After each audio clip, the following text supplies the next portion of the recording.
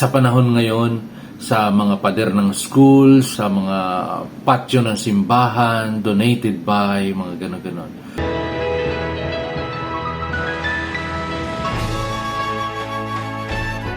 Sinabi ni Jesus sa kanyang mga alagad, Mag-ingat na hindi maging pakitang tao lamang ang inyong mabubuting gawa. Kung ganito ang gagawin nyo, wala na kayong gantimpala sa inyong amang nasa langit. Kaya pag nagbibigay ka ng limos, huwag pahipan ang trumpeta sa unahan, gaya ng ginagawa ng mga mapagkunwari sa sinagoga at sa mga daan. Gusto nilang mapuri ng mga tao. Sinisiguro ko sa inyo na nagantimpalaan na sila ng gusto. Kaya kung ikaw naman ang magbibigay ng limos, huwag ipaalam sa iyong kaliwang kamay ang ginagawa ng iyong kanang kamay, at mananatiling lihim ang iyong paglilimos, at ang iyong amang nakakakita sa mga lihim ang siyang gagantimpala sa iyo. Kung mananalangin kayo, huwag niyong tularan ang mga mapagkunwari. Gustong-gusto nilang tumayo sa mga sinagoga o sa mga daan para manalangin nang nakikita ng marami. Sinisiguro ko sa inyo na nagantimpalaan na sila ng gusto. At kung ikaw naman ang mananalangin, pumasok sa iyong silid, isara ang pinto, at manalangin sa iyong ama na kasama mo ng lihim.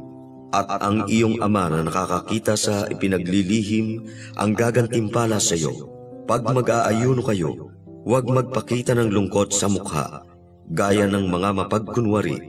Nagpapakita sila ng lungkot sa mukha para makita ng tao na nag-aayuno sila. Talagang sinasabi ko sa inyo na nagantimpalaan na sila ng gusto. Kung ikaw naman ang mag-aayuno, maghilamos at ayusin ang sarili, sapagkat hindi ka nag-aayuno na pakitang tao lamang, kundi para sa iyong amang nakakakita sa lahat, at gagantimpalaan ka ng iyong amang nakakakita sa lahat ng lihim.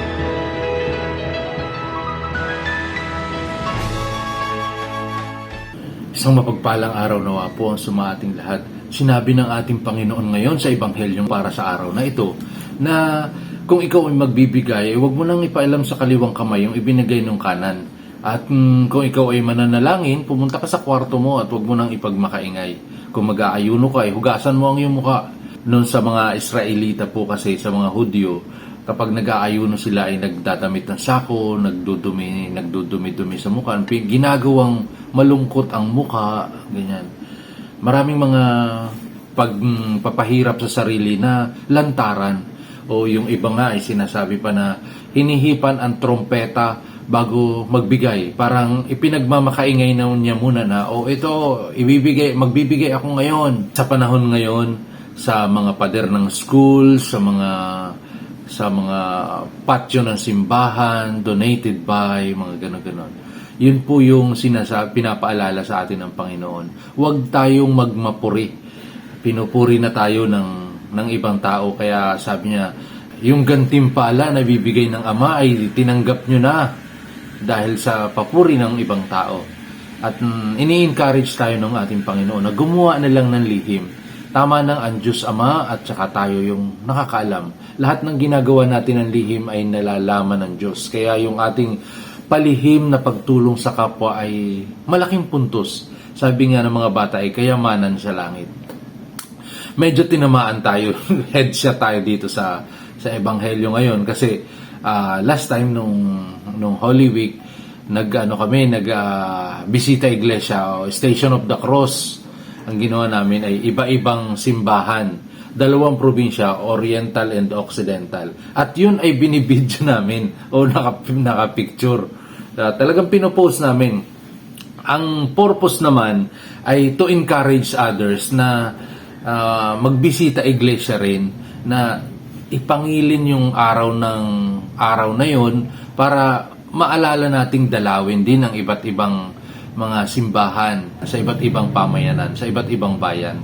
At sama-sama na doon yung pag-i-encourage sa mga tao, pagdasal, lakbay-aral, na natututo tayo doon sa bawat pamayanan. Ganito pala sila. O itong bayang ito, kukunti pala ang mga Katoliko. Mas marami yung mga Protestantism na mga mga churches sa gilid ng kalsada. Dito sa part ng Bulalakaw, talagang paglagpas namin ng Magsaysay patungong Bulalakaw, Oriental Mindoro, wala na halos kaming nakitang simbahang Katoliko sa gilid ng kalsada. Hindi ko alam kung nasa loob sila, talagang hindi namin nakita. Kaya bago kami, yung sumunod na station namin ay sa bayan na mismo ng Bulalakaw. Tapos yung sumunod ay Mansalay na, part na ng Mansalay. Itong Bulalakaw talaga ang wala kang makikita na ano. Yun yung mga natututunan namin habang nag-Station of the Cross kami o nagbibisita iglesia. Natuto kami. Pero ito nga, sabi nga ng Panginoon, kung gagawa ka ng mga ganon, pagdadasal, paggawa ng mabuti, huwag mo nang ipagmakaingay. So hindi na natin dapat pala binibideo. At maybe next year, sa susunod, hindi na kami mag-video kasi ako mismo yung tinamaan na headshot dito. At ito yung maganda sa pagbibigay ng aral. Pati ako natututo, unti-unting lumalago sa tulong ng Banal na Espiritu, sa tulong at awa sa gabay ng Banal na Espiritu. Sana po ay lahat tayo sa araw-araw na buhay, malaman natin o makita natin ang mga aral na ibinibigay sa atin ng ating Panginoon. Life is beautiful. God bless us all.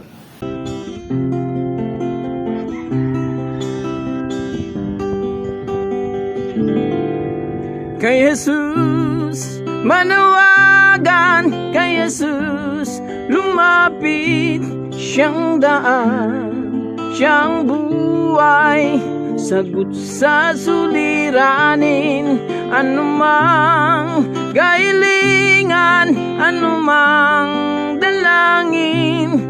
Kay Jesus manawagan, ikaw ay diringgin.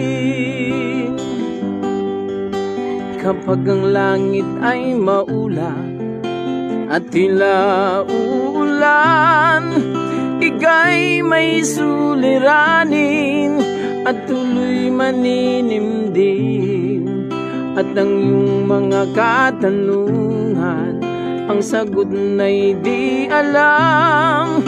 Ang iyong pag-asa ay tuloy na mawawalan.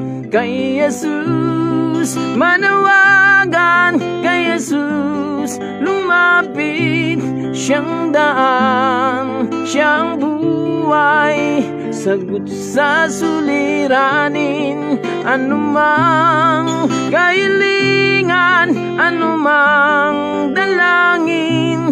Kay Jesus manawagan, ikaw ay diringgin. Dakilang mga propeta nung unang panahon, sa hirapan ginawa, sa Diyos nagtitiwala. Kaya ang dapat sa atin, tayo ay magtiwala, upang ang buhay natin ay lubos na guminawa. Kay Jesus manawagan, kay Jesus lumapit, siyang daan, siyang buhay, sagot sa suliranin, anumang kailingan, anumang dalangin. Kay Jesus manawagan, ikaw ay diringgin. Kay Jesus manawagan, ikaw ay diringgin.